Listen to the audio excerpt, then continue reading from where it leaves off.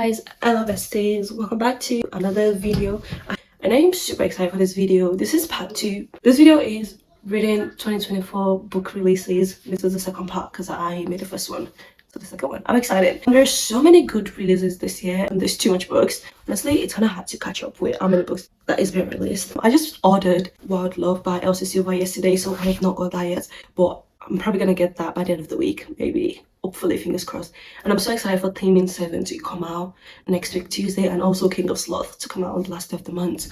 This video is reading 2024 releases, and I'm gonna show you the books that I will probably read in this video. It's not 100% sure, but these are the ones that I do want to read. We have 4 options for now.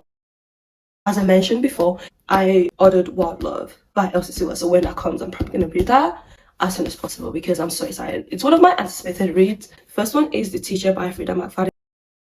This came out in February. I wanted to read it for like a different vlog, but that didn't happen. So I might read it in this video, maybe, or maybe a different video. But it's a thriller. I actually don't really know what it's about, but it's a thriller, and I love Frida McFadden book. Her book are amazing. I just read Never Lie by her, and I'm currently reading The Co-worker.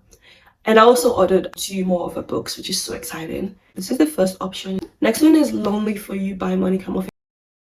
This is book 6 in the Lancaster Prep series. This one follows Scarlett Lancaster and Tate. I feel like there's an age gap in this book, but I actually don't know what the age gap is, but I think there is one. This is book 6. I actually haven't read book 5 yet, but you can read them out of order. You don't have to read them in order, so it's fine. But this one just came out, I think, in March. Yeah, because I got it last month. This came out in March. And the next one is Powerful by Lauren Roberts. This is a novella following Powerless, and this follows Adena and Mac. This literally comes out tomorrow. I'm so happy Waterstones delivered this a day early. I'm so excited to read this book. You have no idea. I think I might start this one today because I'm just really excited and I'm so happy I got it. And it's just a novella. It has 245 pages, so it's a short one that could be read in like an hour or 2. Other option I have for now is The Reappearance of Rachel Price. This came out last week Tuesday on 2nd of April. It's a thriller because she's gone missing for like 16 years and just came back, so obviously they're gonna try to solve the mystery. And I got the Waterstones exclusive edition, the black ones. I wanted the red ones, but it was out of stock, so I got the black ones. And it's also a signed copy. Just so exciting. But I'm so excited to read this because I love a book so much. They're just so good. I also got a bookmark. Those are my 4 options for now.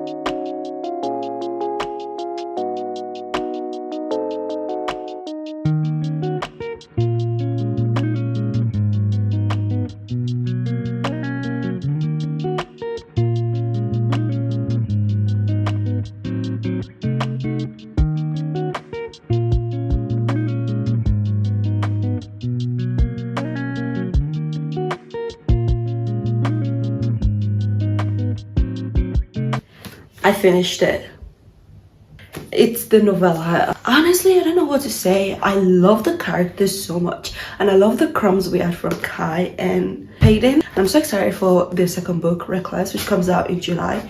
Super excited. I pre-ordered it from Waterstones with the red edge. I love this book. I knew the ending was coming because obviously we're reading Powerless, but when it still came, there was like a drop of tears just like down there. So I was like, oh, that's sad. But it's like, you knew it was coming. Why are you surprised? But I'm like, yeah, of course I'm still surprised because I love Adena. and Mac. I love him. We just got introduced to Mac. This book follows Adina and Mac and how Adina is trying to navigate life in the loot after Payden has gone to the trials. And then she met Mac, who was like, oh, you need to do this for me, and in exchange for this I'll do this for you. That sort of thing. They had like a transaction going on, and then obviously over time they like kind of fell for each other. Actually they tripped into each other, not literally, it's a metaphor. If you read the book then you get it. A sizzling and heart-racing news story. Yeah, that's what it is. And it's just so cute. It's literally adorable. I love them so freaking much. There were times when I was like laughing out loud because of just how funny they are, and it's just really good. It's amazing. Like, you should give this book a try. When I say you should give Powerless a try, then read this afterwards, because then you don't get like spoilers. The ending, I don't want to talk about it. I never want to talk about it again. Do not ask me about it. But overall, I give this a 4-star rating because I'm like, I don't know what to rate, because it's technically a novel, not a full book, but it's still a book to me. So this was 4 stars. I have The Reappearance of Rachel Price by Ollie Jackson. I think I might pick up this one next and start reading and just see how far I get into it today. I might not make much of an start because I'm also reading this other book that I'm about to read with my friend, The Co-worker by Frida McFadden. So I'm gonna go read my portion for the day in that one, and then after that I'd probably pick this up and continue. I just want to like let you guys know, just know I'm gonna be thinking about this book every day for like next month. I'm gonna like remember it. It's gonna be engraved in my brain. As I mentioned in this video, the second book I picked up is The Reappearance of Rachel Price by Ollie Jackson. This is a new one that just came out this month, and I'm super excited to read it because I've always loved Ollie Jackson books. I love A Good Girl Guide to Murder so much. I've convinced like a few friends to read it because our books are just amazing and so good. And I'm also tabbing it. I'm body reading it with a friend, but it's gonna take me longer to read than if I'm just reading it for myself. I love body reading. Oh, look at the bookmark I got with the book. I've read up to chapter 5, and those parts have been tabbed and kind of like annotated. I'm gonna keep on reading. I'll get back to you guys with my thoughts.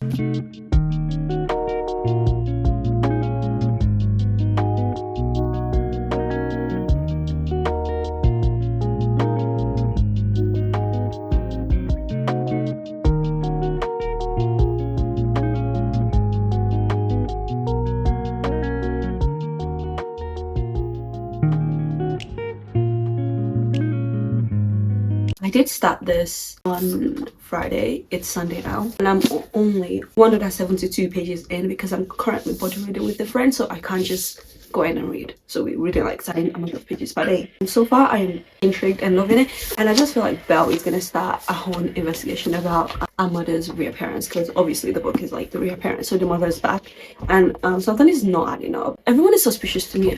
Like, I don't trust any one of them in this book. Everyone is lying. Somebody needs to tell me the truth, because I don't know what happened. What happened to Rachel? Did she actually disappear? Did somebody actually take her, or was it planned? And why is she back now? While they're making a documentary, why is she back then and not after the documentary or like before it? It could be because of money, because she's also going to be getting paid for the documentary. This is the second book in this video. Charlie, Belle's dad, Rachel's husband, is acting kind of suspicious ever since Rachel came back. It's contradicting what he said in the documentary earlier, because earlier he mentioned if she ever come back, I'd like hug her, I feel like I love her and all of that. But now that she's back, he's keeping his distance. He's spending more time outside than he is at home, which is like, that's not what you said you were gonna do. So why are you doing that? Rachel is also acting kind of paranoid because she put locks on the door and is locking herself in whenever she goes to bed. We don't know why any of this is happening, and I want to know. I just want to find out why.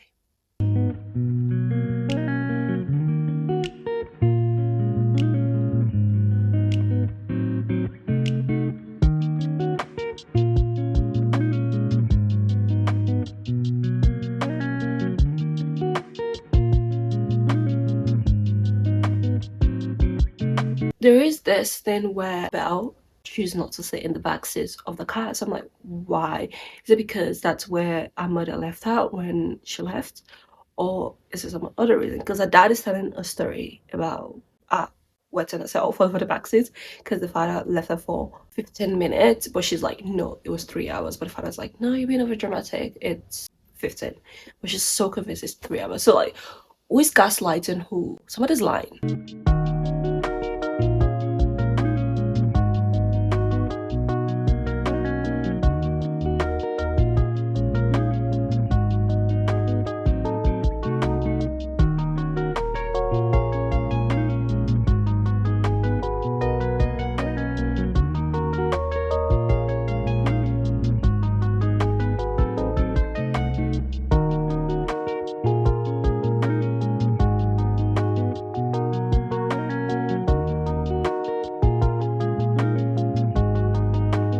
Oh my god, you guys, I've just binge read this book for like the past few hours. I genuinely did not even keep tabbing or annotating because I'm so into the book. I did not remember to tab it because it's just so good. And now I'm gonna read the last chapter, and so much has happened. I'm actually getting whiplash by this book. It's like, what? So much has happened and I'm just like still confused and shocked by it because it was low-key unexpected. It's like I never saw this coming. I'm so bad at guessing plot twists in a book that whenever it happens, I'm like, I never thought that would happen. Except today. Anyway, I'm gonna read the last chapter and then I'll get back to you guys.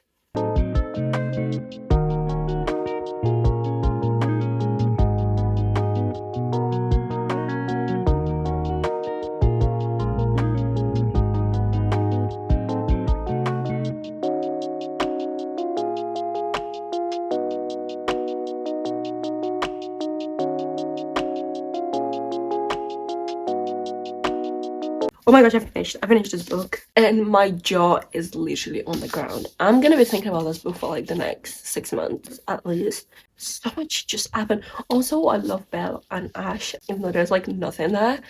I mean, there's not nothing there. There is something that's just not gonna happen because I live in a different country. This book is amazing. This book is so good. It's so twisty. Is loads of plot twists. It's gonna keep you hooked and guessing. Like from the first page, I've been like intrigued and hooked. Oh my god, I'm still in shock. I have like no words right now. This is a 4.5 stars and I love it. I've always loved Ollie Jackson's books. So many plot twists, so many crazy things. Like everyone in this book is insane and I feel like everyone needs to get therapy, including me, because I read this book. But overall, really good book. Recommend it to you. I do not want to spoil anything, so I can't really tell you much. We do find out like the reason why Rachel disappeared and how it happened. I don't know if I mentioned, but Belle's dad, Charlie, left in the middle of the night and it's like, why did you leave? And the police investigating are like, oh, now he's in Canada. You find out why he left, which is like crazy. Anyway, that is all for this book and I'll come back later today or tomorrow to let you know about the new book I'm going to be reading. Hey guys, it's the next day since I finished the reappearance of Rachel Price. I mentioned at the start of this video I ordered Wild Love by Elsie Silva and I finally got it. Picked it up. Even though it wasn't part of my list at the start, it was a maybe. And now I'm like 100% sure I want to read it because I've just been thinking about it since I got it. I'm going to pick this up today and I'm going to read it today. It's got 447 pages. This book follows Ford Grant Jr. It was labeled the world's author's billionaire, but all he cares about is escaping the press and opening a recording studio in the gorgeous small town Rose Hill. He ends up face to face with a young girl who claims he is her biological father. After years of living in the city, Rosie comes back into town like a storm, beautiful, messy, and chaotic. One wide-eyed, desperate plea for a job is all it takes for Ford to hire her. He vows to keep her at arm's length, but with her, verbal sparring is a type of foreplay, friction that soon turns to blistering heat. Ford knows damn well he shouldn't cross this line, but shouldn't and can't are two very different things, and the only thing it really can't do is resist her. I also love that the cover is pink. I love the tropes in it. Brother's best friend, like workplace romance, single dad. It's like all my favorite trope in one book. I'm gonna start this and we'll see how far in I get.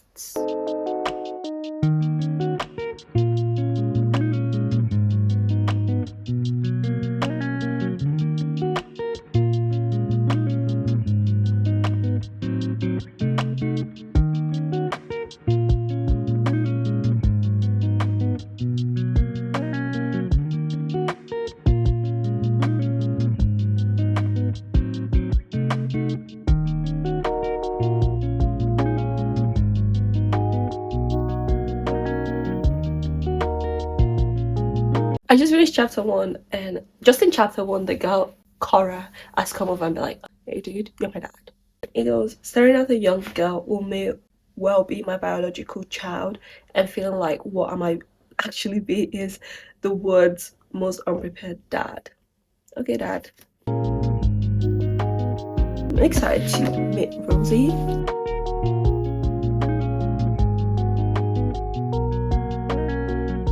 Rosie currently has a boyfriend called Ryan, but she kind of feels like things are not sizzling between them. It's not working anymore. They're more like roommates than boyfriend and girlfriend. I think she's gonna call it quits. I'm loving this book so far.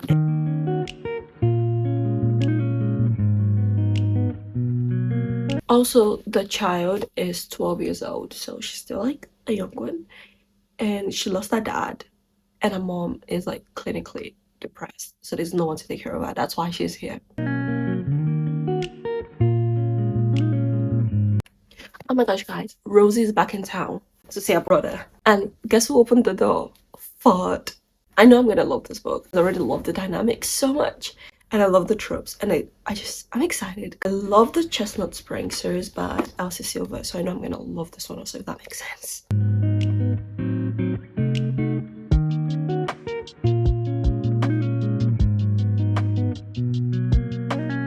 Rosie was talking about one time she was upset at a party and called Ford to pick her up. We're gonna call him Junior because that's what she calls him. So she called Junior. No, actually that doesn't sound right. She called Ford to pick her up from the party because she was upset and her then boyfriend did something to like piss her off. And he came to pick her up. But the thing is, it's a 20-minute drive. It got there in 10 minutes. So she was like, oh, it was probably already out. That's how we got here so fast. But then in his POV, it was like, no, it wasn't out. He broke every single traffic rule to get to her. That's so cute. Oh my god. How do I move on from this?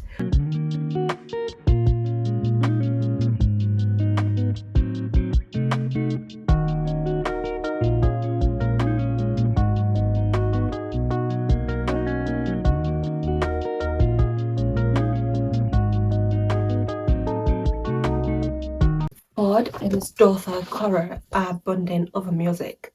That's their middle ground.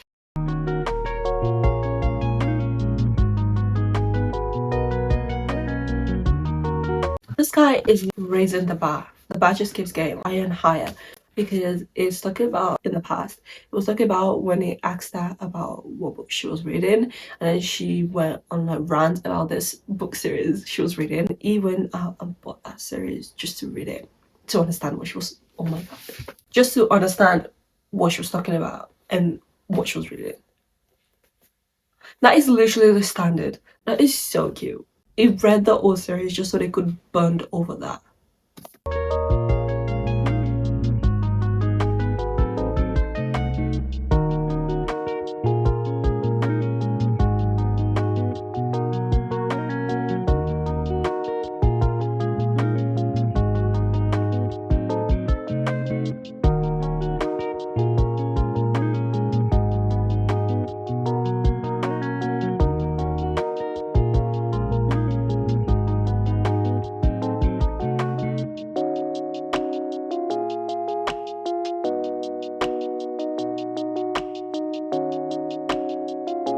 I think it's like 4 p.m. right now. I finished reading Wild Love and honestly 4.5 stars. It's so cute, it's adorable, I love it. There's so many good quotes in here. This is a book I would definitely reread. I love small town romance. I don't know, something about them is just so cute and cozy, but that's beside the point. I love Ford and Rose's relationship and also their relationship with Cora. I love that it grew into the role of being a parent, and she also called him dad. That is so cute. It's such a cute book. I do not have any complaints. I mean, there is some part that like, okay, I didn't know that we got here, but I'm gonna take it. Overall, I love the relationship. I love that it's not just something that happened on the whim. They've had feelings for each other since they were like teenagers.